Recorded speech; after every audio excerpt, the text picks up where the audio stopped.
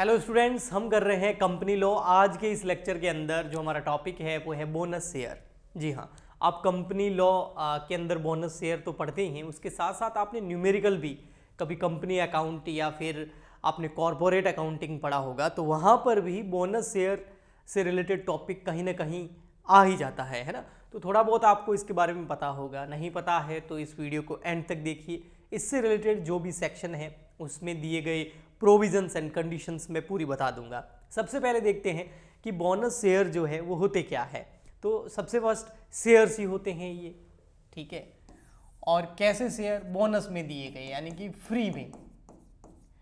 वैसे कोई भी अगर शेयर होल्डर जो है, कोई भी इन्वेस्टर जो है, अगर वो किसी कंपनी के शेयर खरीदना चाहे तो कैसे करे? खरीदेगा या तो प्राइमरी मार्केट के अंदर या सेकेंडरी मार्केट के अंदर। प्राइमरी मार्केट में मतलब कोई कंपनी आईपीओ निकाल रही है तो कोई भी जो है उसमें अप्लाई करके अगर उसका सेलेक्ट हो जाती है एप्लीकेशन तो शेयर खरीद सकता है। या फिर सेकेंडरी मार्केट यानी कि शेयर मार्केट में जाके जो है बहुत सारे लोग शेयर खरीदते हैं, ठीक है।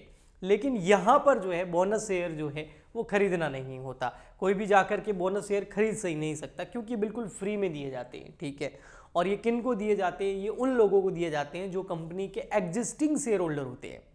जो कंपनी के पहले से ही शेयर होल्डर होते हैं, कंपनी उन्हें बोनस शेयर इशू करती है। फॉर एग्जाम्पल के लिए नॉर्मली समझे तो देखो, बोनस किन को, कौन से एम्प्लॉइज को दिया जाता होगा? बोनस मतलब शेयर की बात नहीं करना हूँ, नॉर्मल बोनस जो दिया जाता है दीपावली पे, होली पे या कोई फेस्टिवल पे, एनिवर्सरी पे, काफ़ी सारी कंपनी अपने एम्प्लॉइज़ को बोनस के रूप में कुछ एक्स्ट्रा पैसा देती है ना। तो वो किन को देती है? एग्जिस्टिंग एम्प्लॉइज़, जो पहले से एम्प्लॉय है उन्हीं को तो बोनस दिया जाएगा, ओके। और फ्री में दिया जाता है, ठीक। ऐसे ही ऐसे कोई भी कंपनी जब बोनस शेयर इशू करती है तो वो किन को करती है? एग्जिस्टिंग शेयर होल्डर्स को, एग्जिस्टिंग मेंबर्स को। जो एक डेट डिसाइड की जाती है, उस डेट तक जो भी बंदा उस कंपनी का शेयर होल्डर था उसको कंपनी बोनस शेयर देती है, फ्री में शेयर्स इशू कर देती है, ओके। तो ये है कॉन्सेप्ट। अब देखते हैं इससे रिलेटेड क्या प्रोविजन है। तो bonus share are share issue to proportionately by a company to its current share holders. Current share holders या फिर एग्जिस्टिंग शेयर होल्डर्स, जो अभी कंपनी के शेयर होल्डर है उनको प्रपोर्शनेटली कंपनी जो है बोनस शेयर इशू करती है as fully paid up share, free of cost, बिल्कुल फ्री ऑफ कॉस्ट इशू किया जाता है, ठीक है। मुफ्त में दिए जाते हैं, ओके। अब यहाँ प्रपोर्शनेटली मतलब ऐसा है कि एक रेशियो डिसाइड हो जाता है कि कितने शेयर्स बोनस इशू कर रहे हैं आप, और बहुत सारे शेयर होल्डर्स होते हैं तो किसको कितने शेयर्स दोगे, तो इसमें एक रेशियो डिसाइड किया जाता है। जैसे फॉर एग्जांपल के लिए रेशियो डिसाइड कर दिया 1:5। अब इसका मतलब ये है कि जिनके पास भी 5 शेयर है पहले से, कितने हैं? 5 शेयर है, उन्हें 1 शेयर बोनस में मिलेगा। अभी किसी के पास 10 शेयर हो तो पहले से ही, तो उसको 2 शेयर बोनस में मिलेंगे। समझ में आया? किसी के पास 100 शेयर हो तो पहले से, तो उसको 10 शेयर बोनस में मिल जाएंगे। तो 1:5 ये एक रेशियो हो गया, ओके, ठीक। तो इस तरीके से जरूरी नहीं है ये हो, 1:1 भी हो सकता है कि जिसके पास 1 शेयर है उसको 1 बोनस का मिलेगा। 1:10 भी हो सकता है, जिसके पास 10 शेयर है पहले से उसको 1 बोनस में मिलेगा, ओके। तो ये प्रपोर्शनेटली जो है दिए जाते हैं। कंडीशंस क्या है? कंडीशंस एंड प्रोविजंस जो है इसकी बोनस शेयर्स के, वो दे रखे हैं आपको।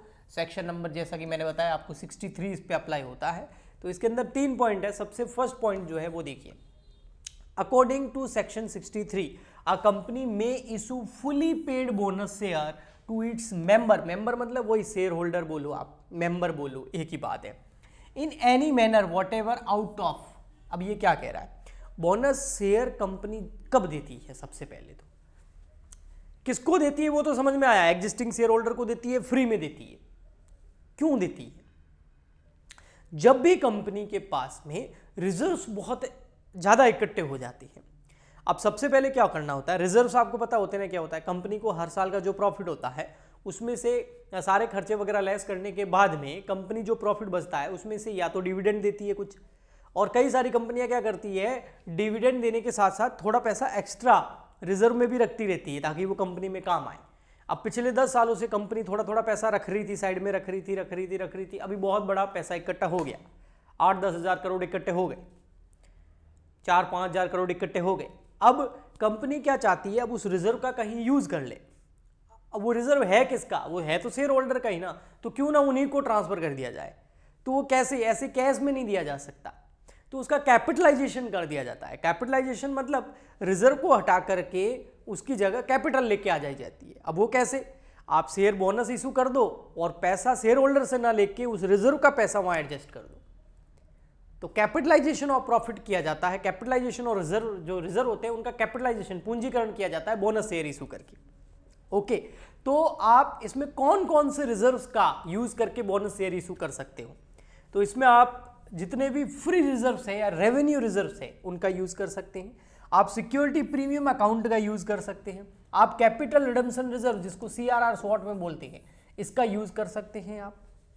बट बोनस शेयर इशू करने में जो कैपिटल रिजर्व है उनका यूज नहीं किया जा सकता, या जो रीवैल्यूएशन ऑफ एसेट्स, एसेट्स का रीवैल्यूएशन करके अगर कोई रिजर्व बनाया गया है तो उसका भी यूज बोनस शेयर इशू करने में नहीं किया जा सकता।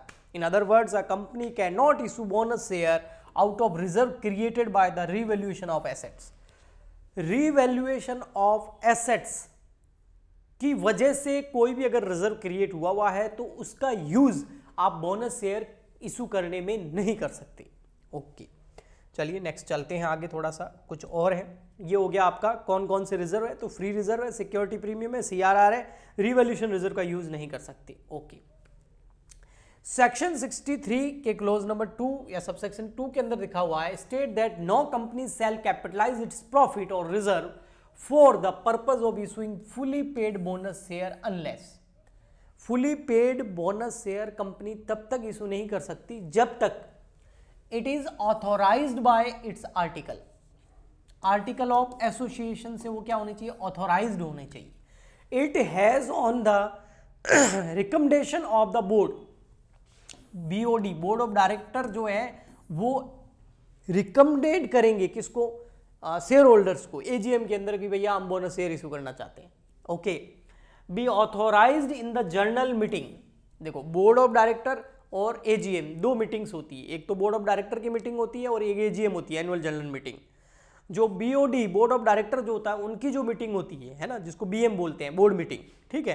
तो बोर्ड मीटिंग के अंदर डिसाइड करेंगे डायरेक्टर्स मिलकर के कि चलो बोनस शेयर देते हैं, और फिर वो बताएंगे इस चीज़ को जाके AGM के अंदर, जहाँ शेयर होल्डर की मीटिंग होती है, annual general meeting share holders की होती है। फिर शेयर होल्डर जो है वहाँ पर उसके ऊपर अपनी सहमति देंगे और फिर बोनस शेयर इशू किए जाते हैं, ठीक है। तो BM यानी कि बोर्ड मीटिंग और AGM यानी कि एनुअल जनरल मीटिंग, दोनों से ऑथराइज्ड होना चाहिए वो, ठीक है।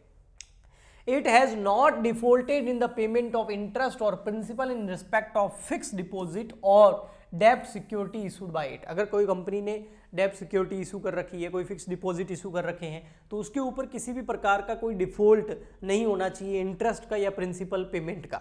ओके, मतलब किसी से आपने पैसा उधार लिया तो डिफॉल्ट नहीं करनी चाहिए। It has not defaulted in the respect of payment of statutory dues. कोई गवर्नमेंट के खर्चों का भुगतान जो है वो बकाया नहीं होना चाहिए, कोई एम्प्लॉय का पैसा बकाया नहीं होना चाहिए, कोई प्रोविडेंट फंड, ग्रेचुइटी, बोनस, ये एम्प्लॉयज़ का बकाया नहीं होना चाहिए। Okay, the partly paid up shares must be made fully paid up. जो बोनस शेयर कंपनी इशू कर रही है ना, वो किसको करेगी, एग्जिस्टिंग शेयर होल्डर को।